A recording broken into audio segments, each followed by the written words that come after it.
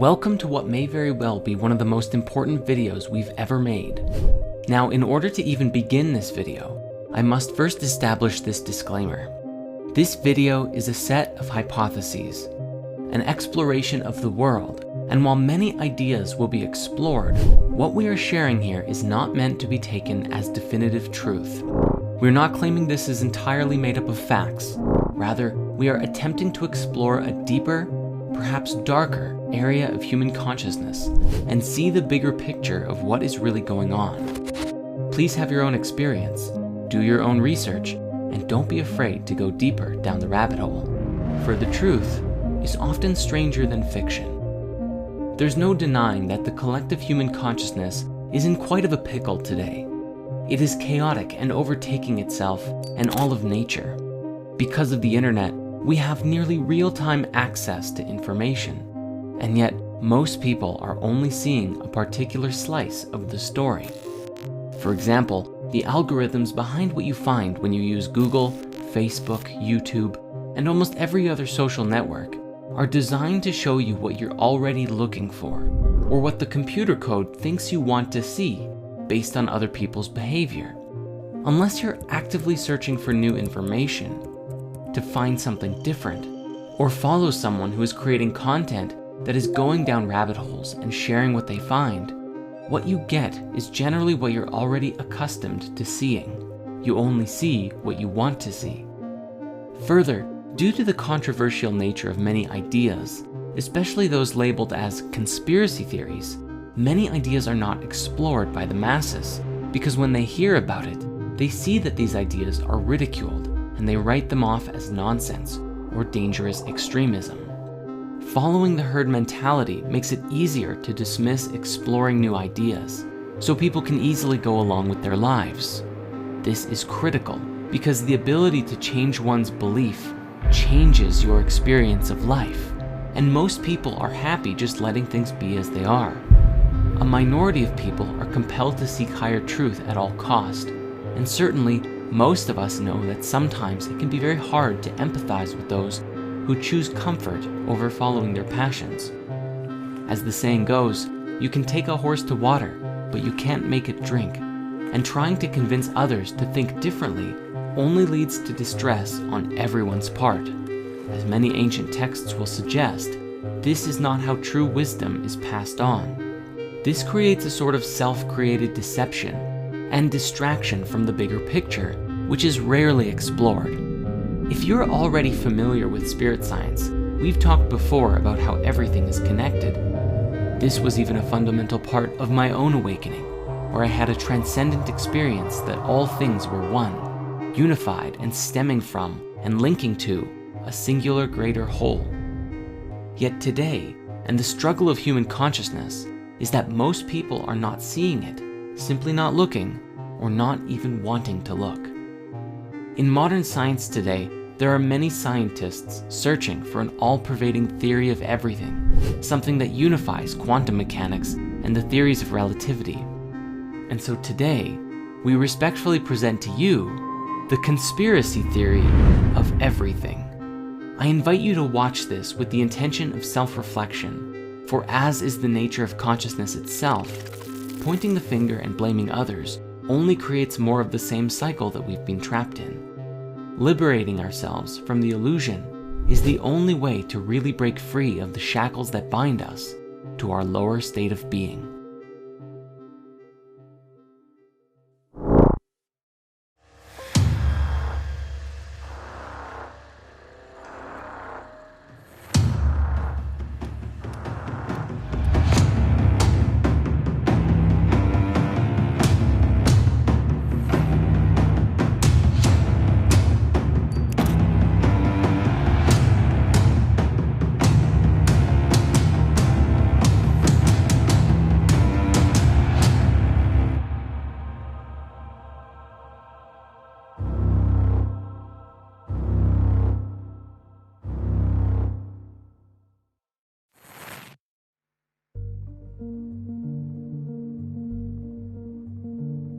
Our conspiracy theory of everything begins first with the Demiurge.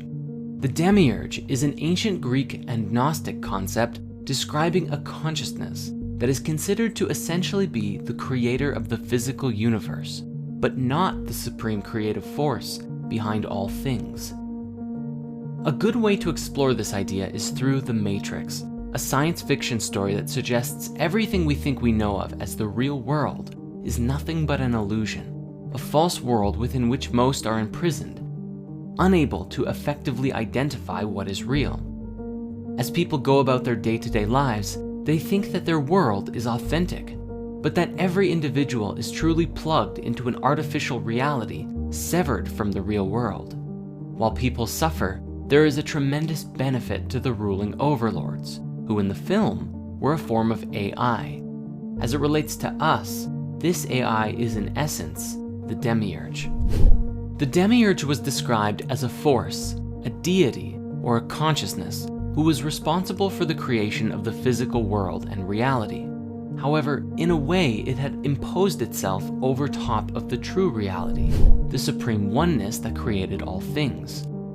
In this, it was a false god who had assumed authority over the world, masking the living beings, namely us, from the supreme truth, the highest order of creation, and making us believe that what we experienced as real, the physical reality that we are a part of, was the true, authentic reality, even though it wasn't. Depending on the school and belief of different Gnostic sects, the Demiurge was either seen as something malevolent, deliberately trying to deceive us, or something that was simply ignorant or misguided of its place in the universe and the rest of creation, which led to us becoming lost in the illusion as a result. Said in simple terms, the Demiurge was the force behind the physical universe, but within our consciousness, so long as we perceived that which is physical to be real, we were slaves to the illusion of the false, or at least incomplete, reality. To that end, these ancient people, at least those who were part of the ancient mystery schools, believed that the physical reality was an illusion. They sought to liberate themselves from the illusion of reality through varying spiritual practices, from meditation to plant medicine ceremonies and everything in between, in order to connect with higher realms of existence and break free of the false world by finding the truth, the supreme oneness within. This is because even the Demiurge and the physical universe still stemmed from the supreme oneness, and the light of truth could be found within. Known to the Gnostics as Sophia, meaning wisdom in Greek, it was the act of awakening this divine spark within us that would return us to the higher realms, which became the ultimate goal of many Gnostic schools. This is where we find the roots of enlightenment and light concepts from around the world, which teach that within this world of suffering, we can release ourselves from the illusion through various forms of mastery and self-discipline, both physical, emotional, and mental. This, of course, takes considerable effort and intention to do so. In essence, transcendent people do what is hard, and that's why their lives are easy. People in suffering do what is easy, and that's why their lives are hard. Fast forward to today, there is a tremendous volume of voices from across the internet, exploring ideas, concepts, and sharing a metric buttload of memes. But amidst the voices of the masses, we find a new concept emerging and being discussed in scientific and even some mainstream circles. An idea that proposes that the entire universe as we know of is actually a hologram or a simulation of some kind.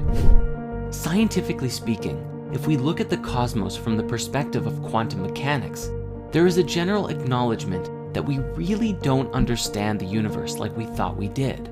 We are seeing the building blocks of the universe, the subatomic particles, the waves, behaving in ways that do not make sense in the context of classical mechanics, which revealed discrepancies in the laws of physics. Yet, the laws of physics still stand and apply in a practical sense when talking about our macroscopic world. But the fabric of the reality that we live in operates by rules that we have yet to uncover.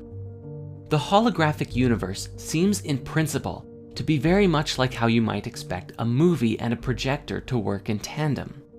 When you watch a movie, you enjoy it linearly, going through it one frame at a time, usually at 24, 30, or 60 frames per second.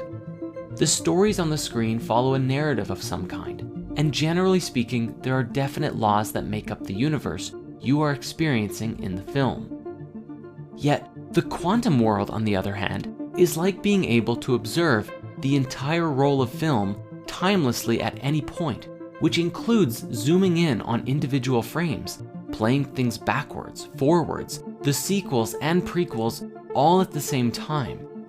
The particles and waves that make up our reality are non-linear and could potentially imply notions of retrocausality. And while they too follow their own set of laws, they are different from the world we exist in at a macro level. Another example of this is found in computer code. What you are seeing on your computer or phone screen at any given time is a filtered projection of what is really going on underneath the surface, designed to be easy for you to interpret. Yet, under the surface of these machines, there is a computer language that is incomprehensible to nearly everyone. Languages like binary and machine code are too simple to make complex algorithms effectively in. Instead, programmers use higher-level languages designed to be understood by humans to write code that is then translated into the lower, base-level machine code and then binary at the bottom. What you are seeing when you look at your phone or computer monitor ultimately comprises mountains of ones and zeros that lay under the surface of the digital world, just like what is under the surface of our own reality. You might be familiar with the ancient wisdom teaching, as above, so below, a concept that applies on several levels, describing that which exists in higher realities is a mirror of lower ones. So as with machine code and binary, ultimately all of that computational code is equal to and actively creates the digital experience on your devices. But they are two entirely different paradigms. This is the great challenge of modern science today, unifying quantum mechanics and general relativity, because we are unable to comprehend yet how the physical world and tangible substance, continuity, gravity, life, time, and consciousness emerge from this flux field of quantum information, which appears to operate by an entirely different set of laws related to statistics and probability. Yet, like with machine code and computers, are they really so different? The question then becomes, as many are theorizing today, could our entire reality be nothing more than a simulation? An artificial reality that our consciousness is plugged into? There are some oddities that have been captured on camera that some people believe are glitches in the Matrix. Now maybe these oddities are fake, who knows? But as an example, we do have this curious clip of a bird who is perched in midair without moving before flying away. There was also this news footage from Russia several years ago that someone caught an individual levitating on camera. But when the guy with the camera called out to them, the girl dropped down and ran away. Now again, I'm not trying to say this is hard evidence of a real-life Matrix, but it certainly compels curiosity. And this is what it's really all about. Humanity living in the question, in the mystery of life, and these strange occurrences that beg us to ask the question, what is the true nature of reality? Now, on that note, I encourage you to please do your own research and go down these rabbit holes yourself and make up your own mind. In this way, you become a conduit of free thought rather than following in the herd mentality of that which has been established for you by the powers that be and society at large. Even if the laws of physics as we know them today say that this is impossible, levitation or birds perched in midair, we also know that the laws of physics are incomplete. We don't even know how to properly fit gravity into our standard model of physics, and perhaps unlocking these secrets will change everything for us. And this brings us to our primary key, where we begin with our conspiracy theory of everything, the basis from which everything to come will build off of. The Demiurge is, in essence, a lesson about the illusion of reality. That the entire world as we conceive it to be is based on what we perceive with our physical senses, which is a limited experience of the totality of that which exists in the whole universe. This idea suggests that the illusion of the cosmos is incomplete, and as long as we believe in only it by itself, we too shall remain incomplete. We are living within a material universe, yes, but there is more to the cosmos than just that. And as long as we choose to believe in this limited reality, we will continue to perpetuate its existence. It is only by embracing that which we don't know and asking the right questions can we break free of the fetters that bind us. In the Emerald Tablets of Thoth the Atlantean, there is a great deal of discussion that describes the human soul as a light trapped in the veil of the night, a metaphor suggesting that the night is the illusion of separateness, the soul disconnected from the supreme oneness, or simply trapped in illusions in general. Basically anything that is not the highest truth. It is the unilluminated mind that actively creates the reality that it perceives to be real, and as such, humanity lives out its days in the dark, veiled in the illusion of one's own beliefs, disconnected from any higher reality. This was portrayed excellently in Marvel's Doctor Strange, when Stephen denies anything beyond the material universe, and then is shown a glimpse of the multidimensional nature of reality, that thoughts are things. He is shown that all of us steer the reality field by our conscious intent. But yet, as we become complacent in the creation of our lives, we give up control of the driver's seat. But then the question is, who is driving the ship? Literally anyone and everything else. Carl Jung called it the collective unconscious, the collective mind field of everyone whose thoughts and feelings influence our own very decisions and actions by the concentration of their energetic weight. Whether it be the media, the news, advertisements, what your family or friends tell you, or things that you just happen across on the internet. Ultimately, all of it is processed by our egos, which shape who we think we are as we disconnect further from the nature of our being. So the question then becomes, what is the truth? What is the higher reality? And how do we connect with it? The ancient wisdom teachings describe that the quest for wisdom, or enlightenment, or the true nature of being, is a continuous journey into the unknown, and the illumination that we are active creators of our lives, not simply beholden unto the preconceived patterns that we've been following in. The great truth we must understand about the Demiurge is that we are the ones who actively perpetuate its existence by believing in the physical universe as the ultimate reality. Your beliefs shape the reality that you experience, as Dr. Bruce Lipton has demonstrated through his work with the biology of belief. The beliefs and ideas that we hold in our minds can be scientifically proven to affect how our DNA and cells express themselves. If you believe you are a lowlife with nothing going on and will die alone and miserable, guess what kind of life you will lead? If you believe you can change the world, guess what kind of life you will lead? In order to break free of the limitations that we feel are imposed upon us, we must first believe that it's possible to do so. We must open ourselves to a greater truth, a greater reality, one that is beyond the Demiurge, and perceive a cosmic truth that forever changes life as we know it.